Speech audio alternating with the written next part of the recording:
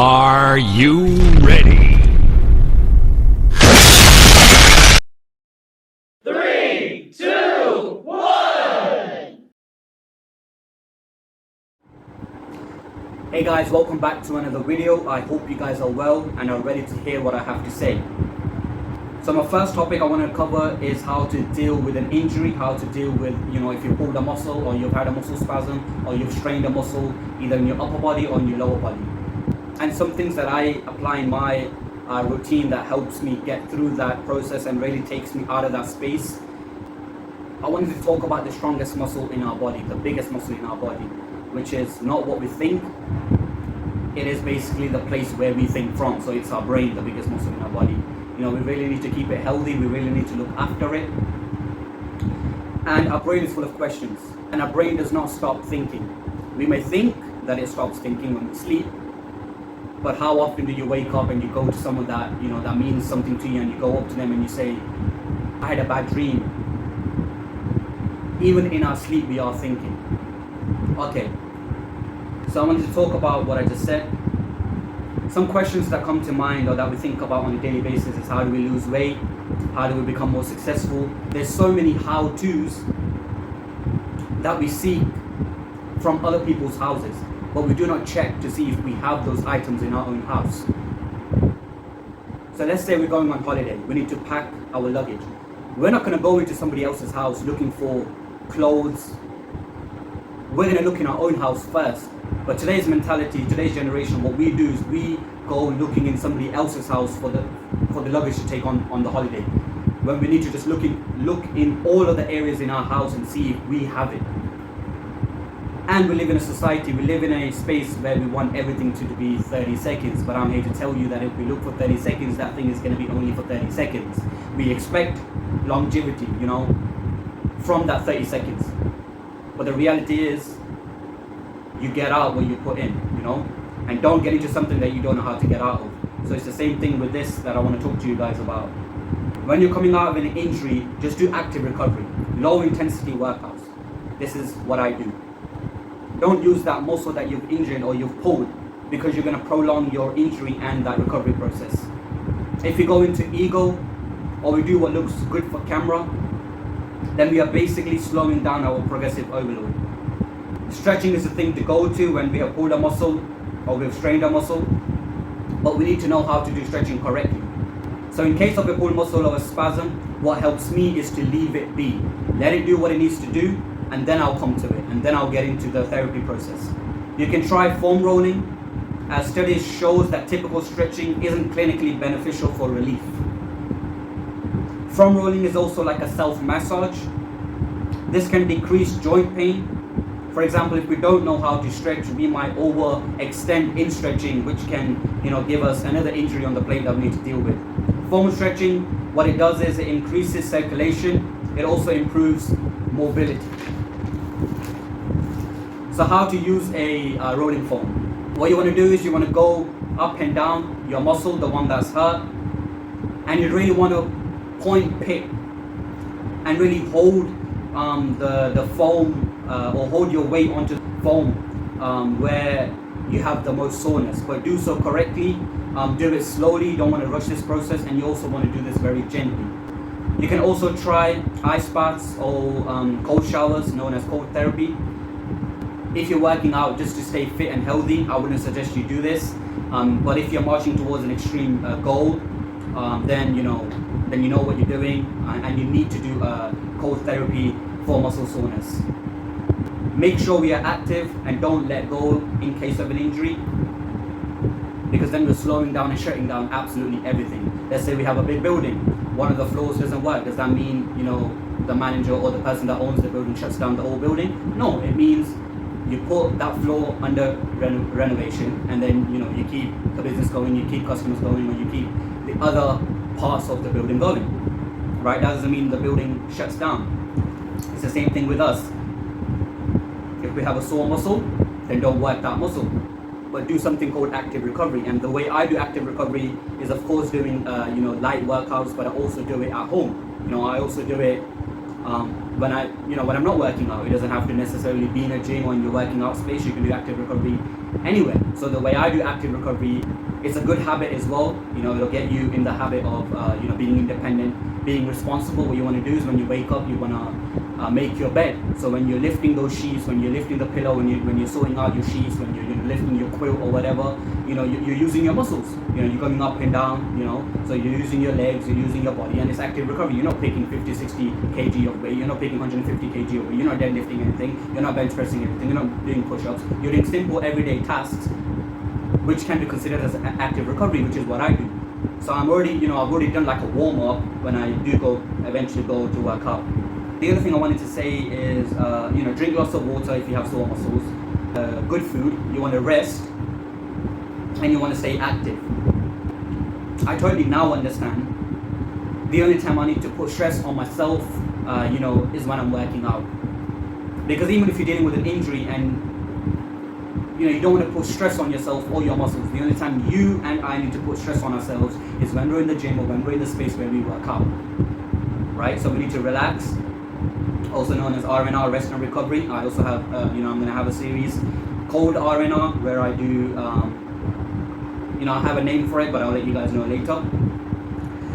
So so what you want to do if your upper body is sore, I have a few options. You can do light body weight movement training, so like wall press ups. If you have lower body soreness, what you can do is cycling and walking. And lastly, you can also use heat therapy.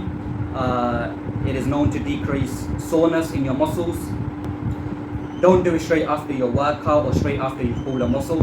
Do it after like 2 or 3 days after your workout. So that's pretty much all of the points covered in this part of the video, and I'll see you on the next one. Hello and welcome back. The next question we're going to tackle and really going to talk in depth about is how do I lose weight and how I did it. The most concerning part about having weight is the love handles. So why do we have weight in our love handles? And why is it a big problem to us? Well, it's like if a chef, lays down your favorite dish, the dish is not perfectly laid in a circle as you might expect it to be. It's a bit messed up from the sides. There's sauce on the edges of the plate. You're not going to like the look of it. So it's the same thing with us. I like to think of that as an example. So why do we have fat in our love handles? It is because it is the closest part to our center of mass, which makes it the perfect spot for your body to store fat. So the way we can lose our love handles and eventually lose weight is to cut out all simple sugar and junk food, because eating out is an expensive way to gain weight. And how I cut down simple sugar and junk food, because I have evidently cut down my sugar intake and my junk food intake. And I do that simply by not using the word cut, but simply replace. Because it's just easy on the mind and spirit to accept the word replace, as opposed to accepting the word cut it out of your life. So yeah, that's how I've done it. I've simply replaced sugar with natural sugars, and I've simply replaced junk food or eating out or ordering food online by making the food that I eat at home colorful, just like the sheet on this table. Okay, another thing I want to talk about is choices. So when we make a choice to be better, when we make a choice to make a change in our life, that choice can change. It's a bit like New Year's resolutions. We make a long list of what we want to do differently this year, but once again, it's a choice. Nobody's holding our word to it. We have that space where we can choose to do it or to not do it. But when it comes on life, because there's only one life, we don't want to mess around in that, because we're not going to get another chance. With choices, we have a chance. One day we decide, we choose to do something, the next day we're like, nah man, I'm not going to do it. So yeah, but when you put it on life, when it's life threatening, then there is no choice. You have to not do something, or you have to do something. So that's how I look at it. So for me, it's not my choice to not eat sugar or junk food. For me, I have to not eat sugar and junk food. Yeah, I don't let it, get heavy on my mind. Keep it light. Don't think much of it. You don't want to stress your mind. You don't want to stress your body. You just want to stress in the gym or in the space that you work out in. Another way you can lose your love handles, or you can lose your fat, is focus your workout on building muscle. Throw cardio in there for good measures, but you want to focus your workouts on building muscle. Building muscles improves your resting metabolism. This allows you to eat more food but more healthy food, more good food that's fulfilling. Eating good food, but in smaller proportions, is the best way forward for losing weight. But yeah, when you do this, your body will act like a sponge, really taking in everything that you eat that is positive, that is good, that is healthy. Eat in a low calorie density. How you can do that is by eating single ingredient foods. And how can we find this single ingredient food? When we're at the supermarket, we need to we need to go into the aisle that is produce, meat and seafood. We don't want to be looking for food anywhere else. And low calorie density foods are always, fulfilling. They really fill you up. The foods that you really want to avoid when you go to a supermarket, you want to avoid foods that have a long list of ingredients on the product. I'll put my notepad on it, I'll put a few things on it in order to hide this one pen. I'm not saying that the products are lying, I'm just saying they write so much because they have a lot of calories in them. So we also want to cut down on our carbs. We want to eat food that is self-grown. We want to eat food that's natural. And one of the biggest things of losing weight and altogether your health is staying hydrated, especially in the climate that I'm in right now.